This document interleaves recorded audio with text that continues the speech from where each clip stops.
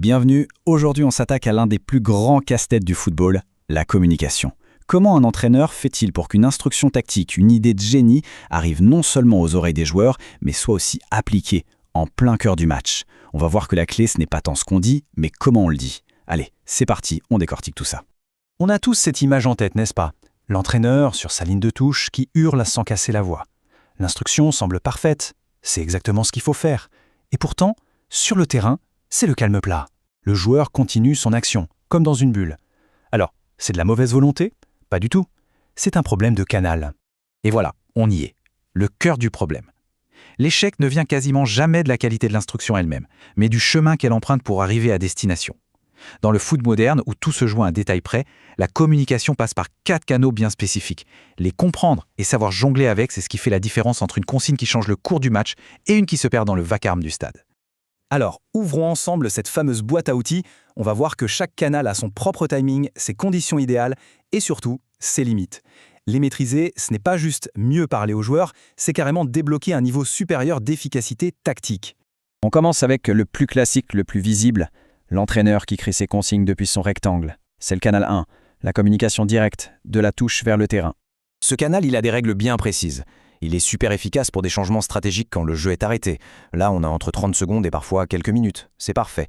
Mais alors, essayez de filer une consigne tactique complexe à un ailier qui est en plein sprint de l'autre côté du terrain à la 80e minute, c'est mission impossible. Le bruit, la distance, l'épuisement, tout conspire à rendre le message inaudible. Et les chiffres le montrent bien. Regardez, des équipes avec un jeu très structuré, très positionnel, comme Alavés ou Hoffenheim, elles ont un score d'efficacité de ce canal, le CES, assez élevé. Elles s'appuient beaucoup dessus. Et à l'opposé, on a une équipe comme les Wolves. Leur jeu est beaucoup plus basé sur les connexions entre joueurs, sur l'instinct.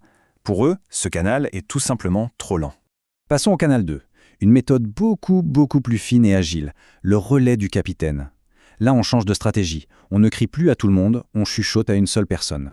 Le concept est simple comme bonjour. L'entraîneur transmet son instruction au capitaine, et le capitaine devient une sorte de tour de contrôle sur le terrain. C'est lui qui va ensuite dispatcher l'info, rapidement et précisément, au groupe de joueurs concernés. Ce qui est génial ici, c'est la vitesse. On passe d'une fenêtre qui pouvait aller jusqu'à 5 minutes à seulement 5 ou 30 secondes. C'est parfait pour ajuster un bloc ou une ligne pendant une petite pause. Et attention, la position du capitaine est absolument clé. Un défenseur central ou un milieu défensif, il est au cœur du jeu, toujours dispo. Un ailier, lui, il est souvent isolé et en plein effort. C'est un relais beaucoup moins fiable. On monte encore d'un cran en vitesse. On entre dans la communication en temps réel, celle qui se passe directement sur le terrain, sans passer par le banc. C'est le P2P, le joueur à joueur. Là, la fenêtre de transmission est quasi nulle, entre 0 et 5 secondes. C'est le vas-y, le lâche, le sort. C'est une communication qui ne se coache pas depuis la touche, elle doit être intégrée par les joueurs. Elle est vitale dans le foot dit relationniste où les joueurs s'auto-organisent en permanence. Le Selic, il faut que les joueurs soient proches et, comme on va le voir, pas complètement dans le rouge physiquement. Et enfin, le 4e et dernier canal, le plus solide, le plus résistant au chaos et à la pression. La communication non verbale. Ici, pas un seul mot n'est prononcé. La livraison est instantanée, 0 seconde. Un simple geste de la main, un regard, la façon de se positionner, le signal est appris à l'entraînement et le décodage est automatique. C'est le canal roi pour les coups de pied arrêtés dans un stade en fusion. Son plus grand avantage, il ne demande aucun effort de réflexion et il marche à la perfection même quand les joueurs sont au maximum de leur effort. Jetez un œil à ces chiffres, c'est édifiant.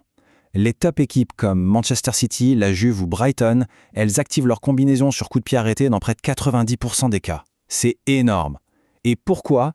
Parce qu'elles sont maîtres du canal 4. Leurs routines sont déclenchées par des signaux non verbaux, pas par un joueur qui crie une consigne que personne n'entend.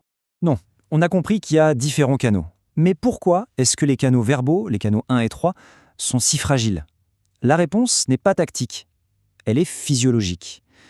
C'est ce qu'on appelle la barrière invisible de l'intensité. 35,7 km/h. Ça, c'est une des vitesses de pointe enregistrées pendant l'Euro 2024. C'est la vitesse d'un athlète d'élite en plein effort. Et c'est là que tout s'éclaire.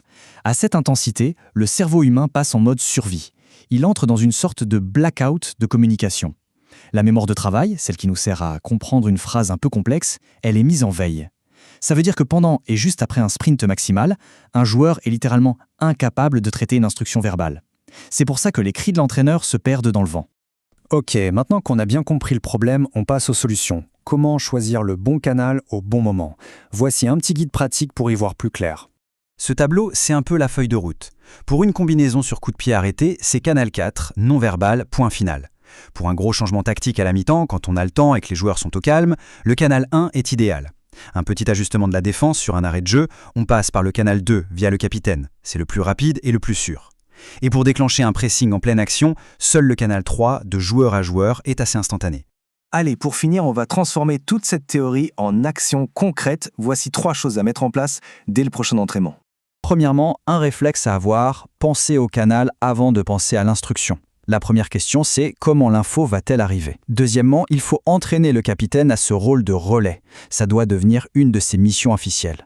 Et troisièmement, pour les coups de pied arrêtés, on oublie le verbal. On construit tout le système autour de signalements verbaux. C'est la seule garantie de fiabilité. Voilà, la question qu'on peut se poser maintenant, en regardant son équipe ou celle que l'on supporte, c'est où se situe le point faible? Quel est le canal qui flanche le plus souvent? Parce que identifier cette faiblesse, c'est déjà la première étape pour construire une équipe plus intelligente et plus réactive sur le terrain. Merci d'avoir suivi cette analyse.